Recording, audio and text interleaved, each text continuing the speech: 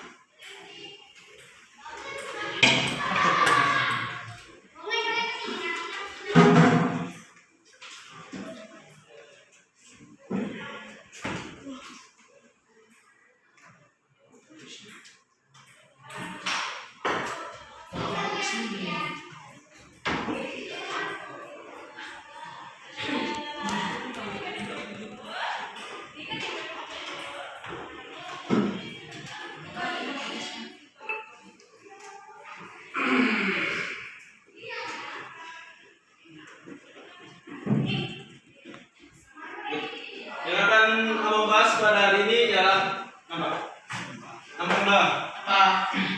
menganalisis keunggulan dan keterbatasan ruang dan permintaan dan penawaran teknologi serta pengaruhnya terhadap interaksi antar ruang bagi kegiatan ekonomi, sosial dan budaya di Indonesia dan negara-negara ASEAN. Panjang kan? ASEAN. Kalau bisa baca sekilas saja mungkin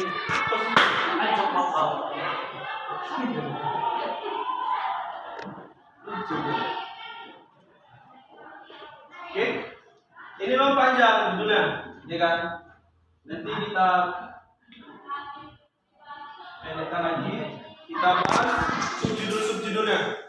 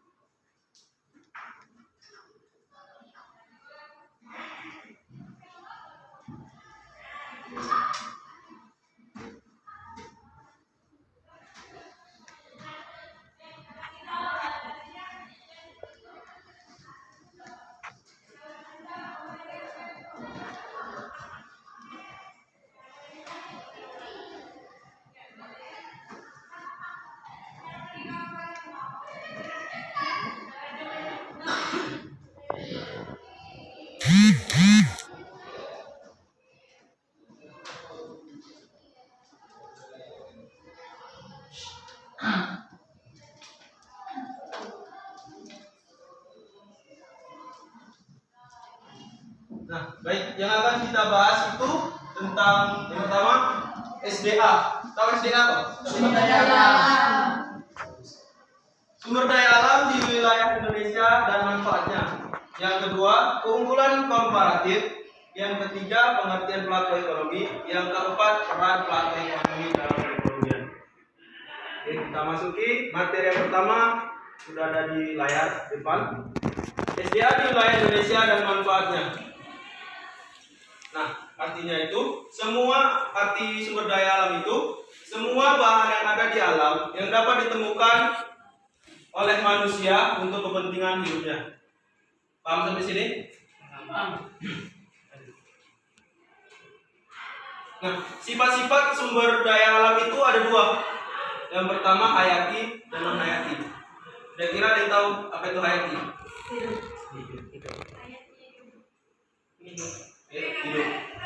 Hidup ya. Jawabannya benar. Zaman yang lebih benarnya lagi, sumber daya alam hayati itu sumber daya alam yang berasal dari makhluk hidup. Contohnya tumbuh-tumbuhan dan hewan. Nah, atau bisa dikatakan sumber daya alam hayati itu yang bisa dikembangbiakan. Ngerti maksudnya kan? Kalau hewan, contoh lembu, kan bisa kita pelihara, bisa kita kembangbiakan kan? Itu contohnya seperti tanaman. Ini kita menanam sawi, bayam, itu kan bisa kita kembangbiakan kan? Yang kedua non hayati, ada yang tahu? Benar. Budaya SDA non hayati itu yang berasal dari benda mati. Nah, contohnya itu ada yang tahu contohnya? Coba tunjuk tangan. Ada yang tahu contohnya? Benda mati. Terus lagi? Terus ada lagi?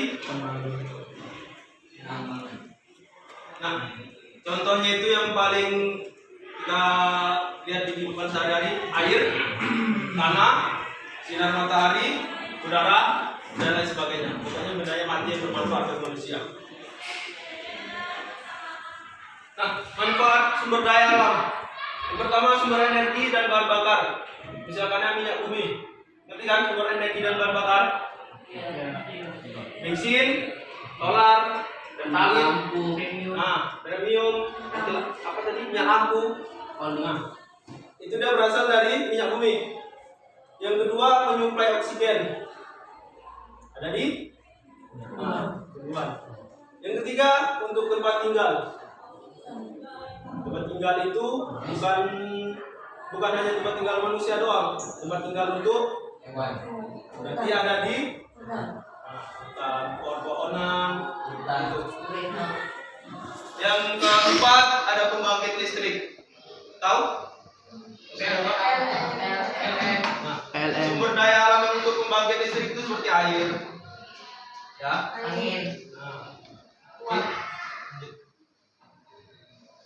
Materi yang kedua, keunggulan komparatif. Apa itu? Teori yang menyatakan bahwa barang yang memiliki nilai kegunaan pasti juga memiliki nilai penukaran. Ada yang paham? Ya. Susah memang kalau dicerna. Bahasanya agak baku.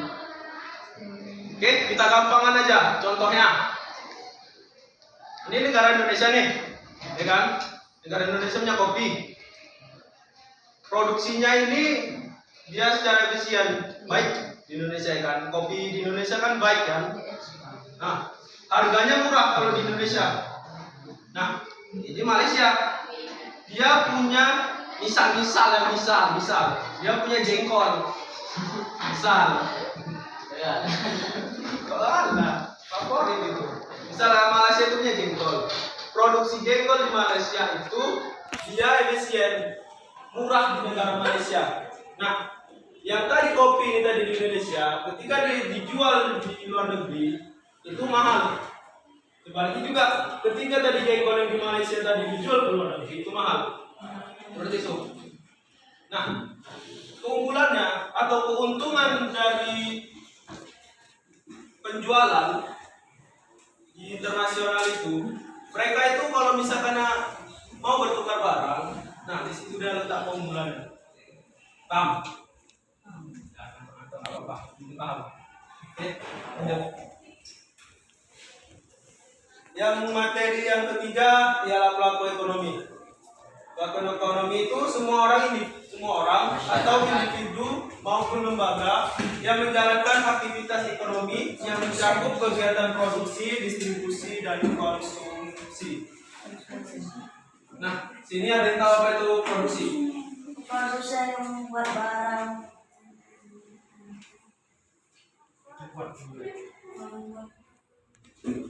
Ada lagi?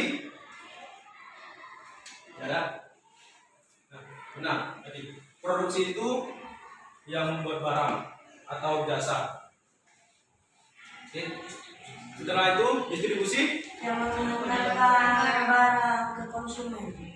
ya satu orang. Contoh. Yang mengantarkan barang dari produsen ke konsumen. Ada lagi? Atau yang distribusikan. Ada lagi?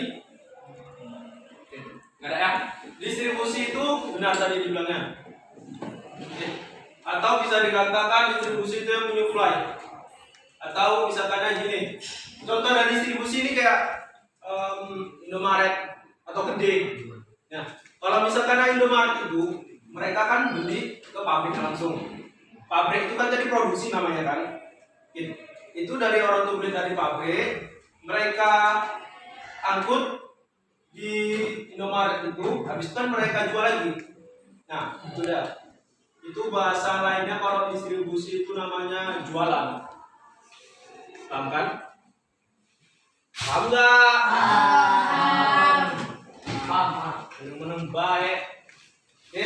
Yang ketiga itu ada konsumsi. Menggunakan barang yang bisa mengurangi nilai jual. Oke. Dan Konsumsi itu bahasa gampangnya itu kita make. Paham ya? Memakai. Nah, sama aja itu. Memakai itu Oke. Konsumsi itu dia memakai barang, menghabiskan. Itu dia. Konsumsi. Nah, kalau tadi produksi itu kegiatannya. Misalkan kita mau buat sepatu nih, ya kan? Itu nama kegiatannya produksi. Nama orangnya itu produsen. Dan untuk distribusi, kegiatan itu namanya distribusi, orangnya namanya distributor. Untuk konsumsi, kalau misalkan ya kegiatan itu namanya konsumsi, nama orang yang mengkonsumsi itu namanya konsumen, bukan konsumtor. itu IPA. Oke, kita lanjut ke selanjutnya.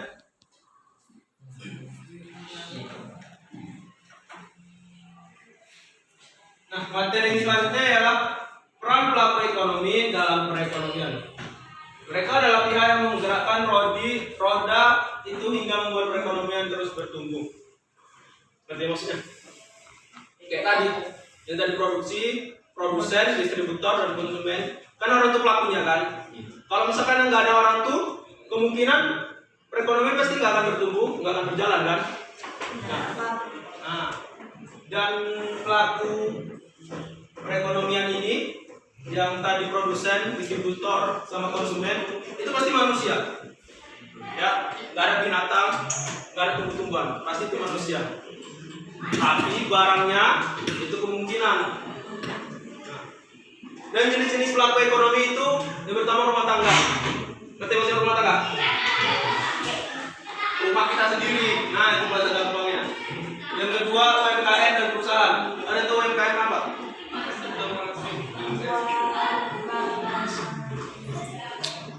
UMKM itu usaha mikro, kecil, dan menengah. Itu UMKM. Yang ketiga pemerintah. Kita lanjut lagi. Nah, masuk ASEAN. ASEAN itu ada yang bisa baca bahasa Inggrisnya?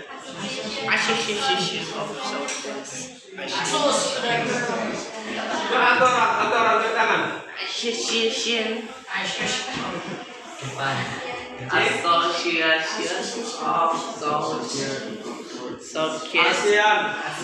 atau Association of Southeast Asian.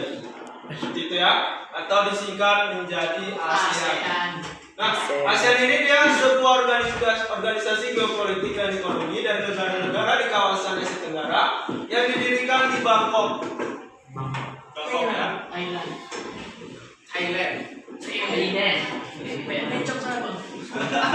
Tahu aja dia coba pencong.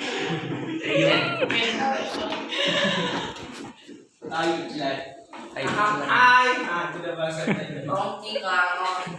Dia didirikan pada tanggal 8 Agustus 1967. Karena belum lahir. Iya. Belum. Ini aku masih kecil bang. Ini aku masih kecil. Masih main guli kan? Iya. Habis itu anggota ASEAN. Anggota ASEAN itu terdiri dari Brunei, Kamboja, Indonesia, Laos, Malaysia, Myanmar, Filipina, Singapura, Thailand, dan Vietnam. Timur Leste. Ya, Timor Leste sama Papua Nugini itu dia yang pengamat saja. Pengamat saja. Ada pengamat saja itu.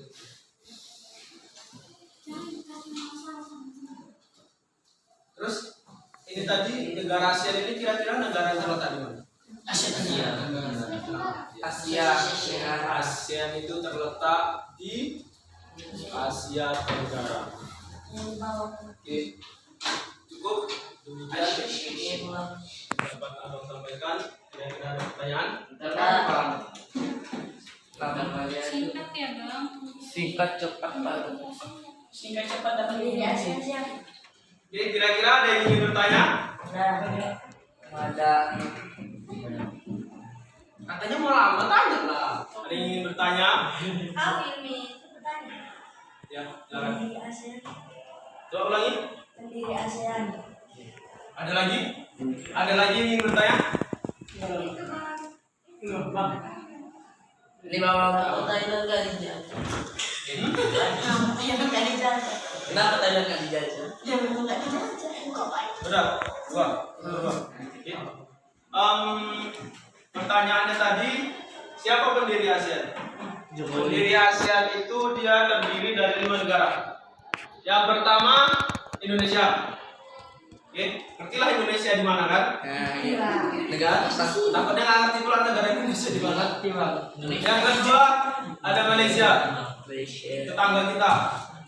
Yang ketiga ada Filipina. Yang keempat Singapura. Yang kelima ada Thailand. You know is Thailand? Yes.